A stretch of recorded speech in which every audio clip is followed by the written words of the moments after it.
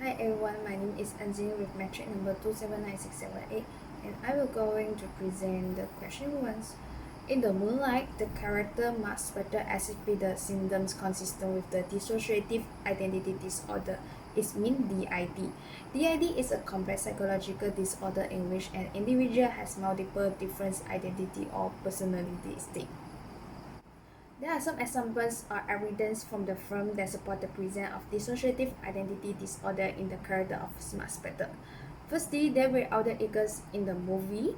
In Smart Spectre has several alter egos or identity, each with its own sets of the characteristic and traits. The Moonlight, Jet Lockley, and Stephen Grant are the example of these alter egos. Each identity has its own appearance, personality, as well as the occupations. Secondly, there were amnesia and memory gap in this movie. Another distinctive characteristic of DID is the existence of memory gaps or amnesia for an extended period of time. Maspeter frequently suffered from the memory loss and has difficulty recalling events or actions that occur when he switched between his elder egos. Besides that, based on our current knowledge, the true treatment method actually for the dissociative identity disorder could be used to treat this disorder. First, the primary treatment approach for the DID is a long-term psychotherapy. Actually, it's a particularly a specialized form known as the dissociative identity disorder treatment DID-T. This treatment includes the setting up a therapeutic the relationship with the person and working toward the integration and the participations among the distinctive the personality. It's also the center on the understanding the roots of the disorder, tending to the trauma and making strict to the communications between the outlets and advancing the general healing and the integrations. Oh, besides that, the cognitive, the behavioral therapy, the CBT, also can be used in overseeing the particularly symptoms related to the dissociative identity disorder, such as the anxiety, depressions, and self-destructive the behavior. So I will pass the next presentation to my team member. Now is my part, and hello, my name is Albert, and my metric number is about 278577. Today, I would like to discuss about the brain areas and hormones that are responsible for this mental disorder, which is DID. So, the first thing first, DID affects hippocampus in the brain. The main function of the hippocampus is to create new memories and retrieve old memories. Inside the hippocampus, it releases glucocorticoids, which is a type of steroid hormone that will be secreted during stressful events.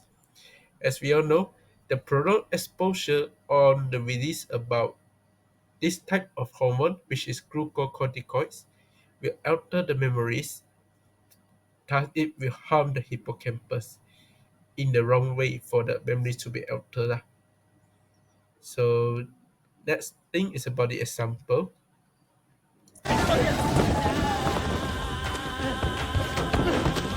Yeah, this is the scene where Max Factor was fighting during the crossings.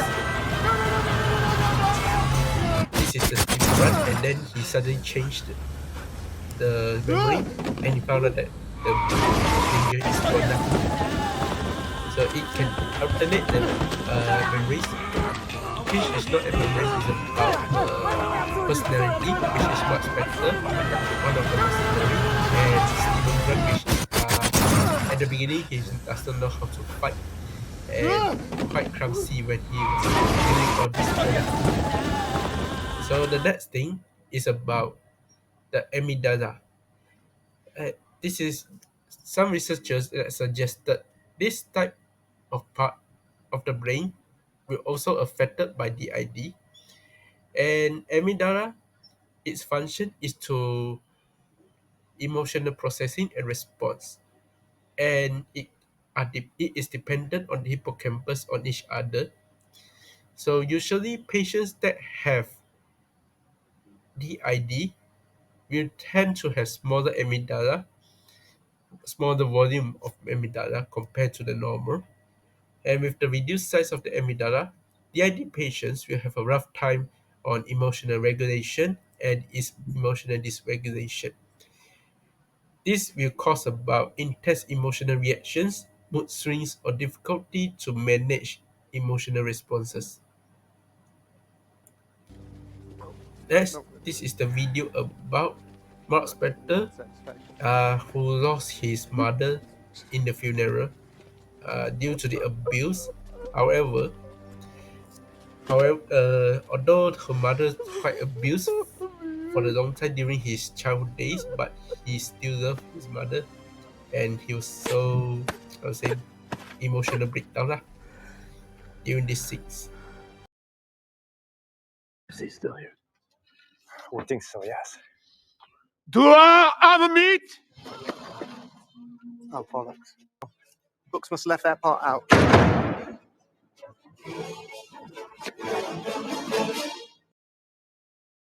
So good day everyone, my name is Leong Jingchuan, matching number 279416. Today I'm going to be explaining about question 3, which is the two psychological learning that gained from the movie Moon Knight. And I will be talking about the observational learning, which is the latent learning first. So observational learning is actually a type of learning that occurs through observing and imitating how others' actions is. It involves acquiring new knowledge, new skills, attitudes, or behavior by watching how others' actions. Yeah, so in summary, you can see from the first movie scenes, it demonstrates how observational learning occur as the characters or the protagonists observe and imitate how Harold's assessment method is. You can see how Harold commanded his followers to kneel, and you can see how the protagonists follow along by observing the surroundings of surroundings of the followers.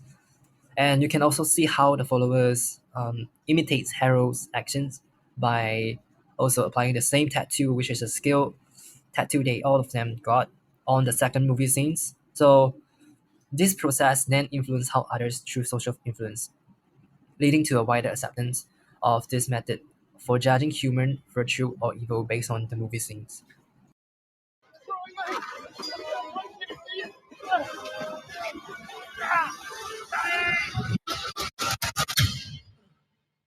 No, the idiot. Welcome back everyone. Now I'm gonna continue explaining about the second psychological learning, which is classical condition. So classical conditioning is actually a type of learning where we form an association or a link between a neutral stimulus with another meaningful stimulus to trigger a conditional response or a reflex. In the movie scenes, you can see that the characters in Moon Knight observe Harold's behavior and gesture, which become linked with the consequential outcomes determined by Emmett. So, for example, the sound of the unpleasant static music. This become associated with the chaos caused by Mark Spector on the aftermath. So this create a conditional response in the audience, enhancing their engagement and emotional connection to the character's transformation. So in the summary, we can see that classical conditioning in Moon Knight involved associating Harold's behavior with judgment and faith, and also pairing the unpleasant music with chaos to create an unexpected response in the audience mind. Hello, I'm Jiajun.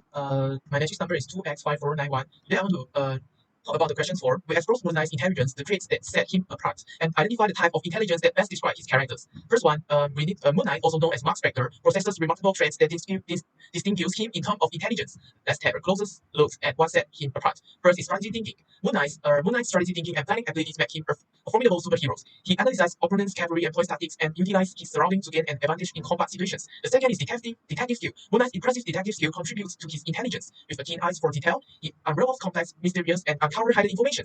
His deductive reasoning and investigative progress him are forced to be reckoned with. The third one is versatile skill set. Moon Knight's intelligence in further showcased by his diverse skill sets. Providence in hand-to-hand combat, acrobatics, martial arts skills, and infiltration techniques. He proved himself as a formidable and adaptable superhero. The last one is psychological complexity. Moon Knight's characters possesses a flawed physics with different personas striving for control, while not directly corroborates with traditional intelligence. This psychological complexity adds depth to his characters and showcases his adaptabilities and self-awareness.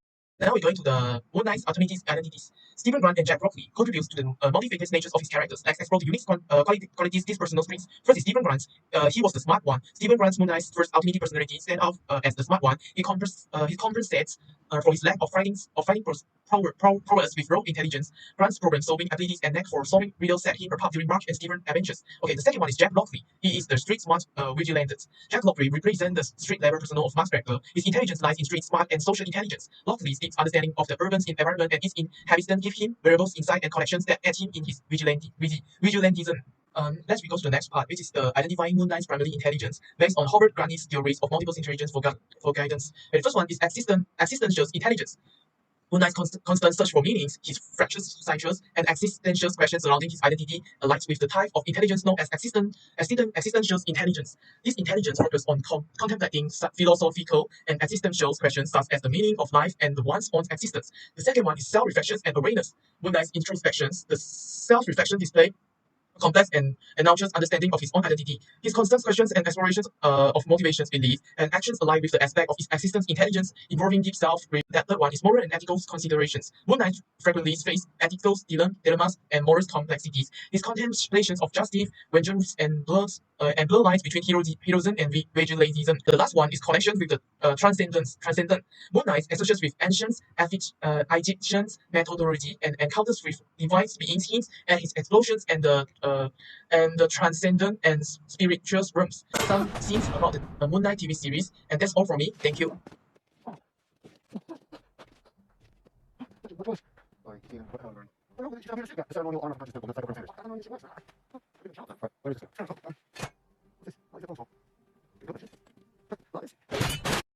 A very good day to all. I'm Ejin, matrix number 279890. So today I'll be sharing on the intrinsic and extrinsic moral values. So based on the example picture above, you can see that the boy in the white shirt playing football because he feels happy and enjoyable, which we can see that the intrinsic motivation is actually motivated through the personal satisfaction. However, for the extrinsic motivation, you can see that the boy in the yellow shirt playing football because he wants or intends to win the match. Actually, this extrinsic motivation is motivated to act for the external rewards, which is to win the competition.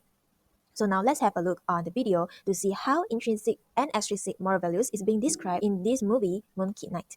I don't know how many times I have to tell you this. You're not the bloody tour guide, Stevie. Stephen, actually, I am Stephen. No, you're bloody useless unless you're actually doing what you're paid to do, which is to sell things to children.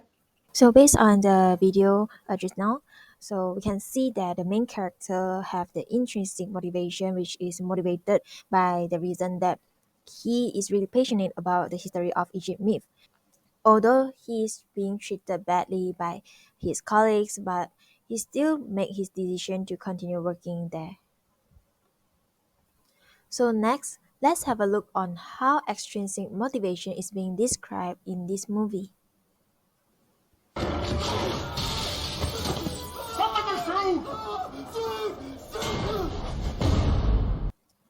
So from the part of the video that is being displayed just now, we can see that the extrinsic motivation is being acted by the main character, where the situation is that he is chased by the jackal and his life is being threatened, and he makes his decision to call out the Moon Knight suit in order to protect himself from getting injured when falling from the third floor.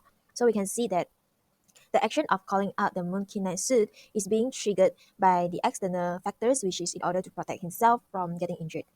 So that's all from me. Thank you. Good day to lecturer. My name is Choi Sochi. I'm on lecture number 2797079. And now I will use two personality theory to analyze the personality characteristic. In the trait theory, Moon Knight's cardinal trait can be seen as vigilant protector. He interprets a hostage situation and fearlessly confronts the criminal using his combat skill to rescue the hostage and neutralize the threat. And I found three central traits in Moon Knight. The first central trait is determined. He tirelessly investigates criminal activity, follows leads, and persists his pursuit of justice. And second one is capacity. He grapples with internal conflicts and battles with his outer egos, showcasing the capacity of his character psyche. And the third one is resilience. When he confronts with physical injuries or setbacks, he bounces back and continues his mission to protect the city. And for the secondary trait, I also found three of them. The first one is intensity. He displayed the exceptional combat skill and demonstrating his commitment to achieving his objective. The second one is versatility. He adapts to different situations, employing a wide range of tactics, gadgets, and combat style to match the specific challenges that he faces. The last one is mystery. He keeps his true identity hidden and left others to guess about his motivation and origin. From the psychoanalytic theories, we can observe the ID-driven behavior in his impulsive action during combat. When he encountered a group of criminals terrorizing innocent civilians, he reacted with aggression and unleashed his fighting skill without considering the consequences to protect and overcome the threat. Moon demonstrates ego-driven behavior as he navigates his multiple identities and makes rational decisions based on the reality. For example, he investigates a crime scene, collecting evidence and analyzing the situation before he takes action. Moon Knight's superego manifests in his strong sense of justice. He confronts a criminal who harms someone close to him, but guided by his superego, he opts to bring the criminal to justice instead of seeking revenge. He engaged a situation with a potential informant, actively listening to their words, interpreting their body language, and using his conscious awareness to gather valuable information to make a deliberate decision. Moon Knight accesses his preconscious mind when he recalls details from his past investigation or retrieves information about criminal organization. Moon Knight's unconscious mind may manifest in the form of suppressed memories or unresolved psychological issues. This can be seen in the scenes where he experienced flashbacks. And that's all my presentation. Thank you.